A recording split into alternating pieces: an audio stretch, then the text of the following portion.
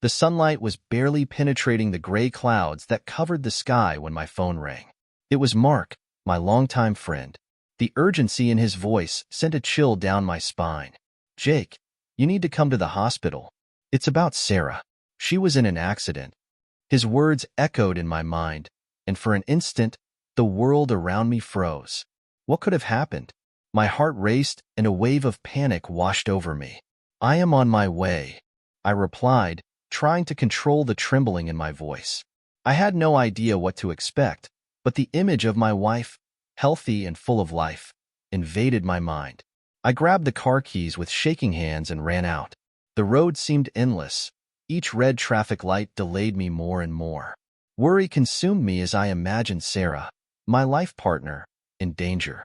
Upon arriving at the hospital, the smell of disinfectant and the fluorescent light abruptly welcomed me. The cold white walls seemed to reflect the tension I felt inside me. Mark was waiting for me at the entrance to the emergency room, his face pale and worried. He hugged me quickly, and I could feel his body tense. "They're trying to stabilize her, Jake. She was in a really bad car accident." I couldn't process the information. How did this happen? She was going to work, right? Despair overflowed in every word I spoke. "Yes, but a truck hit her." It all happened so fast. Mark hesitated, as if weighing each word. "She's struggling, Jake. We need to have hope." Hope.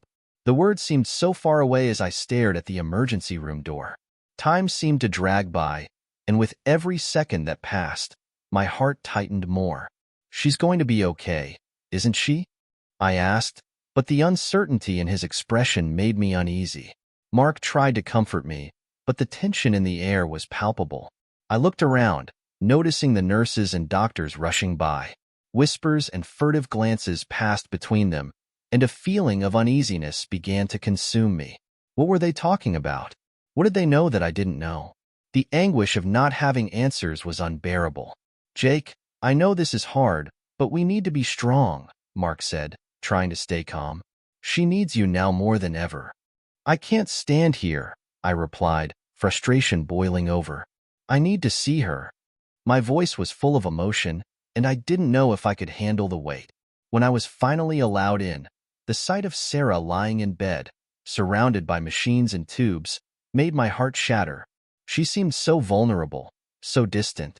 The tears threatened to escape, but I held them tight. "Hi, love," I murmured, holding her hand gently. "I am here." The feeling of helplessness was overwhelming. As I watched her, a disturbing thought began to form in my mind. I wanted to believe that she would be the same again, but what if something had changed? The thought of losing Sarah forever sent me into a spiral of despair. Mark appeared in the doorway, his gaze worried. "Jake, we need to talk," he said hesitantly. "About what happened before the accident." "Not now, Mark," I replied, exasperated. "I'm focused on Sarah." But deep down, the uneasiness grew. What did he mean? The image of Sarah in danger was more than I could bear, but the need to know what was happening consumed me. He took a hesitant step, as if he was fighting his own words. Just be careful, Jake. Sometimes things aren't what they seem." What did he mean by that? Mark's words echoed in my mind, increasing my anxiety. The emergency room door closed behind me, and I knew the battle was just beginning. The white light of the hospital was blinding, and the smell of disinfectant filled my nose as I sat next to Sarah's bed. The heart monitor next to me beeped constantly, a reminder that she was still alive, but so far away.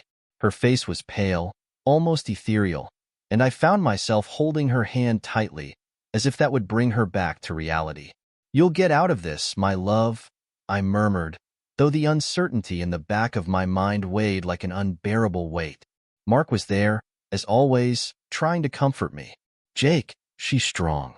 You know that," he said, his voice low and comforting. But with my every word, a part of me wanted to scream that her strength wasn't what I was worried about. What consumed me was the possibility of what could have happened before the accident. The image of Sarah laughing, happily, with another man infiltrated my thoughts. I can't understand," I replied, my voice breaking. "Why did this happen?" Sometimes people grow apart, Jake. It's not always about love or betrayal. Sometimes it's just confusion, Mark tried to justify. But the word betrayal echoed in my head, and I couldn't ignore what I had heard. A nurse named Lisa approached. Her gaze was gentle, but there was a weight to her words as she said, "Jake, can I speak to you for a moment?" My heart jumped in my chest, and I nodded, trying not to think about what she might have to say. I saw Sarah hanging out with Dr. Anderson a few times, she revealed, and her words were like a stab in my heart. I didn't want you to know like that, but I thought it was important. I was paralyzed. My mind was spinning, and reality seemed to be collapsing around me. What? What do you mean? I couldn't believe it. Are you saying she was with him? All this time? Hate and pain began to intertwine in my heart, like a storm about to break out. I looked at Sarah, unconscious, and wondered how she could do this to me. Jake, I don't know the details, but their relationship is known among the employees, Lisa continued, and her every word was like a new blow. I just thought you should know. I'm sorry. Thanks for telling me, I replied, but I felt no gratitude. The pain was so intense that my body felt heavy. I need some time. Lisa nodded, understanding, and walked away, leaving me alone with my thoughts. I looked at Sarah's hand, so fragile, and the memory of our happy times together flooded my mind. But, at that moment, everything seemed like a big theater of lies. Dr. Anderson's image approached, and the anger inside me began to boil. How could you, Sarah? I whispered, feeling betrayal like poison in my veins.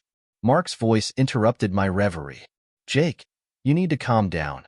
This is no time to make assumptions, he said, but his attempt to calm me only intensified my desire for revenge. I didn't want to believe that the woman I loved could be capable of such betrayal. You don't understand, Mark, I said, unable to keep the frustration out of my voice. She was seeing another man, while I'm here, waiting for her, fighting to keep hope. Mark hesitated, and I could tell he was thinking about how to respond. Maybe it's just a misunderstanding. You can't jump to conclusions, he finally said, but his words brought no relief. The tension between us was growing, and I felt as if we were on opposite sides of an abyss. You don't know what you're saying. You can't just ignore this. She cheated on me. I screamed, tears streaming down my face, mixing with the anger that grew by the moment. Jake, please don't do this. You need to be here for her now, Mark responded, but the pain he felt was unbearable. The only thing I could think about was betrayal and how I could get revenge. At that moment, the idea of leaving Sarah behind started to make sense. If she could abandon me at a time like this, maybe I could do the same. The air in the hospital was thick, filled with a despair that I couldn't ignore. Lisa's revelation echoed in my mind like an incessant echo. Sarah was seeing Dr. Anderson. Those words were repeated, a mantra of betrayal that was intertwined with the image of my wife, unconscious in the hospital bed. I looked at her, her hair stuck to her forehead, her pale skin contrasting with the blue of the sheet. My heart broke into 1,000 pieces, but anger grew like an uncontrollable fire. Jake, you need to calm down, Mark said, his voice somewhat distant. He was by my side, but I felt like we were in different worlds. Maybe it was a misunderstanding. You know how things can be misinterpreted. Misunderstood? I almost screamed, frustration boiling over. She was seeing another man, Mark. How can you think this is a misunderstanding? My eyes fixed on his face, searching for some answer that made sense, but he just looked away, as if the truth bothered him. Jake, please. The focus now is on Sarah. She needs you, he tried, but his words sounded hollow. The image of Sarah laughing and having fun with Dr. Anderson projected itself in my mind, a scene that I couldn't erase. Let's take a break. When she wakes up, you can talk. To talk? I laughed, but it was a bitter laugh. About what? About how she decided to betray me at a time when I needed her most. Desperation and anger were mixing together in a storm inside me, and I knew I couldn't stay calm much longer. I tried to focus on Sarah, but the thought that she had left all of this for a man I barely knew consumed me. I went to the window, watching the hospital go by, trying to find some kind of clarity, but the world outside seemed so far away. Then I saw Dr. Anderson coming out of the break room, laughing, as if what was happening didn't matter to him in the slightest. Anger rose like a volcano about to erupt. The contempt I felt for this man was palpable. "Look at that guy," I muttered, discreetly pointing at Anderson. "He has no idea what's about to happen." "Jake, don't do anything rash," Mark warned, but his voice sounded distant. I just wanted him to understand. Anger consumed me, and the idea of revenge began to take shape in my mind. Precipitate? He's laughing while my wife is here, fighting for her life, I retorted, unable to contain my fury. He will pay for this. This won't solve anything. You can't act like this, especially now. Think of Sarah, Mark exclaimed, but his words were like a distant echo. The pain was deep, and the betrayal felt like a sharp blade, cutting through every vestige of trust one had. You don't understand, Mark. It's not just a betrayal. It's everything we built. It's time I wasted believing she loved me, I said, feeling the tears threaten to escape, but I held them back. What I wanted was action, not sadness. And the image of Dr. Anderson laughing only intensified that need. I decided I couldn't stand there any longer. I needed to know more. I needed to understand who this man was who had meddled in my life. I got up and, without looking back, headed towards the break room where Anderson had gone. Each step was heavy, and my breathing quickened as anger turned to determination. As I approached the door, the laughter and conversations became clearer. I prepared myself for what was to come. When I finally pushed open the door, I saw Dr. Anderson surrounded by a few employees, laughing and telling stories. Hatred bubbled inside me, and it felt like I was finally about to confront the man who had broken my world. The pain pulsed inside me like a deafening drum as I sat at Sarah's bedside, staring into her pale, still face. The sound of monitors and the smell of disinfectant filled the room, but my mind was far away, immersed in a storm of emotions. Lisa, the nurse's revelation, echoed in my thoughts like a scream. Sarah and Dr. Anderson? How could she? And, more importantly, how did I let this happen? I closed my eyes for a moment, trying to concentrate. I needed a plan that would not only ease that pain, but also make them feel the weight of their actions. Revenge. The words sounded like a mantra in my head. I couldn't just let this go unnoticed. I had to do something, and quickly. I got up from my chair and walked into the hallway, where the constant movement of doctors and nurses seemed like a frenetic dance. I looked around, searching for Lisa. She had been the only one to give me information, and I needed more. I needed to know everything about Dr. Anderson, about his weaknesses, about his secrets. It didn't take long to find her, standing at the entrance to the break room, talking to a colleague. When she saw me, her eyes widened, and she quickly said goodbye. "Jake, are you okay?" she asked, with a worried expression. "No, I need to talk to you." "About Dr. Anderson?" I replied, trying to keep my voice steady despite the anger that was boiling inside me. Lisa hesitated, but nodded and led me to a more private corner. "Look, I don't want to get involved in gossip, but I can tell you that he has a reputation. He's known for being charming as hell, and not just with his patients." "Charming, huh?" I laughed, but it was a bitter laugh. "You mean he gets involved with female employees too?" "Yes, and it's not the first time this has happened. He has a way of making women feel special, but I doubt Sarah is the only one." "You should be careful," she said, looking around as if she feared that someone was listening. "Don't worry about it, Lisa. I'll take care of it." "Thanks for telling me," I replied, as an idea began to form in my mind. If Dr. Anderson was as seductive as she said, then I needed to use it against him. I needed to make him feel the same pain I felt. I went back to Sarah's room where she was still unconscious. I sat down again, but now my mind was focused on how to get revenge for the betrayal. I couldn't let it end like this. "I'm sorry, Sarah," I muttered to myself, "but you left me with no choice." The following days were a mix of anguish and planning. Every hospital visit became a performance. I spoke to Sarah as if everything was fine, as if nothing had changed. But inside, I was boiling. The thought of Dr. Anderson getting away with it only increased my determination. I needed to find a way to expose his betrayal. I talked to Lisa again, trying to get more information. Do you know if he has any weaknesses? Anything that could be used against him? I asked. He has a history of engaging in inappropriate relationships, but generally stays out of the public eye. However, if this is discovered, he could lose his job, she said hesitantly. Perfect. What if I can prove it? If I can get someone to listen to you talking about your relationships? I said, the idea coming to fruition in my mind. Jake, you can't do this. This is dangerous, she warned, but the determination in my gaze stopped her. I need this. I need to get justice somehow, I replied, anger pulsing through my veins. I was no longer the man who waited for his wife to wake up. I was a man seeking revenge. The hours dragged by, but every time I entered Sarah's room, I pretended everything was fine. Inside me, however, the storm intensified. What I was about to do wasn't just about Dr. Anderson. It was about the betrayal I felt, about the pain that consumed me, and about the need to regain some control in my life. I will bring you justice, Sarah, I murmured in a low voice as I held her hand, unaware that my quest for revenge had just begun. I left the hospital with a heavy heart, Lisa's words echoing in my mind like a deafening echo. I couldn't believe what I had heard. My wife, Sarah, the woman I loved deeply, was getting involved with another man.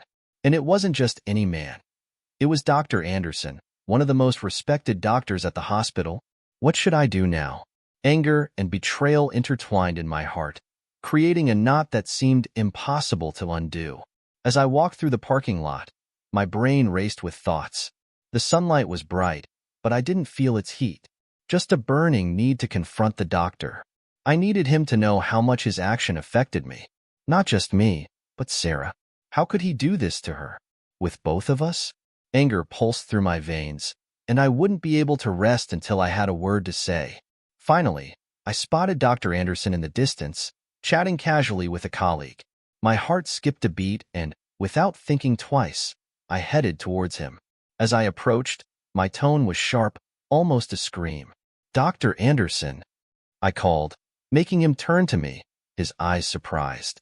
What are you doing here, Jake? His expression changed quickly, from surprise to automatic defense. He knew. You know very well what I'm doing here, I said, my voice shaking with anger. You are getting involved with my wife. How can you do that? He took a deep breath, trying to regain his composure. Jake, this isn't what it seems. There is a misunderstanding here. Misunderstanding? I was interrupted. The nurse, Lisa, told me everything. How did you have the audacity to betray her trust while she was in the hospital? The doctor seemed to hesitate for a moment, but soon composed himself. I never intended to hurt Sarah. What happened between us was complicated. Complicated? I laughed, a dry, bitter laugh. It's complicated to lose trust in someone you love, not to get involved with your husband while she's in a hospital bed. You are a traitor and a coward. Jake, you need to understand that I care about her. I helped save her life. That must mean something. He was defending himself, but I wasn't listening anymore. What he said turned into a distant noise. The pain and betrayal I felt was more potent than any words. You have no idea what it means to love someone. If you really cared about her, you wouldn't have done that. My voice was rising, and I felt adrenaline pumping through my body. I will not allow you to continue to hurt Sarah or anyone else with your games. This ends here. He raised his hands, trying to calm me down. Jake, calm down. We don't need to do that here. Let's talk. We can resolve this in a civilized manner. Civilized? I laughed again, this time with more contempt. Do you really think I could be civil to someone who destroyed my life? Is this what you want? May I accept your apology? No, doctor. I will no longer be a man who turns a blind eye to betrayal. With that, I took a step back, my heart racing, my hands shaking. What I was about to do made me feel a weight of victory, but at the same time, a knot of anguish in my stomach. I needed to leave, but before I did, I made the last statement that had formed in my mind. I'm leaving Sarah. She needs to face the consequences of her actions. And you too. I will no longer be a fool who waits here for her while you deceive her. This is what you deserve, doctor. With those words, I turned and left the parking lot, feeling a mix of anger, sadness, and a strange sense of freedom. I had made a decision. I would no longer be at the mercy of betrayal. Now, it was time to break free. The hospital was quieter than I expected. Fluorescent lights illuminated the white walls, and the smell of disinfectant hung in the air. As soon as I entered the ICU, a whirlwind of emotions overwhelmed me. The scene in front of me was surreal. Sarah was there, pale and intubated, but now there was something different. The sound of the heart monitor, which had once brought some relief, now seemed like a distant echo, a reminder of the fragility of life. "Jake," the soft voice of Lisa, the nurse, called to me as I approached Sarah's bed. She had a worried look. "You need to know something." That sentence put me on alert. I knew something was wrong, but I didn't expect what came next. "What happened? What do you know about Dr. Anderson?" Lisa hesitated, her expression changing to a mixture of compassion and hesitation. "I saw Sarah dating him several times." "I thought you should know." My heart raced. "Are you saying she was with him before the accident?" Disbelief took over me. I didn't want to believe it. The image of her and Dr. Anderson began to form in my mind, and anger mixed with pain. "Jake, I didn't want you to know like that. I just couldn't stay silent," Lisa said, her eyes full of empathy. That revelation hit me like a punch in the stomach. As I looked at Sarah, unconscious and vulnerable, a wave of conflicting feelings washed over me. How could I leave her alone at a time like this? But at the same time, the betrayal seemed unbearable. I decided to confront Mark. "You knew, didn't you?" I asked, my voice shaking with suppressed anger. He was sitting in a chair, his head down, and when he looked at me, I could see the guilt in his eyes. "Jake, I tried to protect you," he replied, his voice wavering, "but I couldn't find the courage to tell you. I didn't want you to go through that." "Protect? Or did you just not want to get involved? You're just as guilty as she is," I shouted, my voice resounding in the silence of the hallway. The truth hurt, and I didn't know how to deal with it. "I know this is hard," Mark said, his pained expression mirroring mine. "But Sarah, she's not who you think she is." The weight of his words crushed me. I needed an outlet, a way to channel this pain and anger. Then I remembered Lisa. "And you? What are you going to do now?" I asked her when I met her again. "I'm going to expose Dr. Anderson," she stated, the determination in her eyes surprising me. "He needs to be held accountable.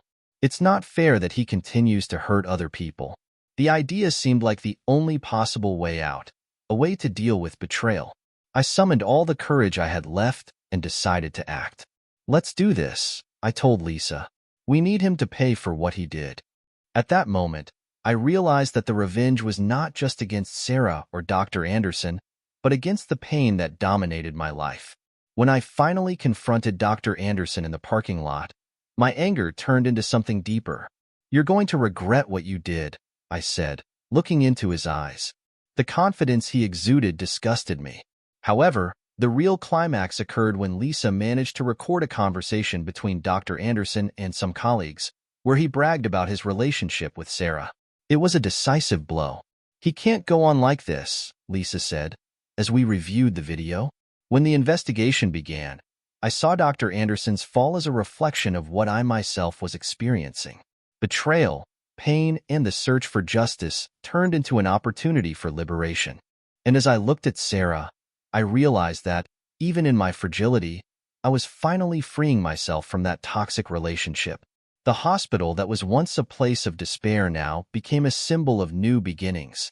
Life went on, and I was ready to let it flow.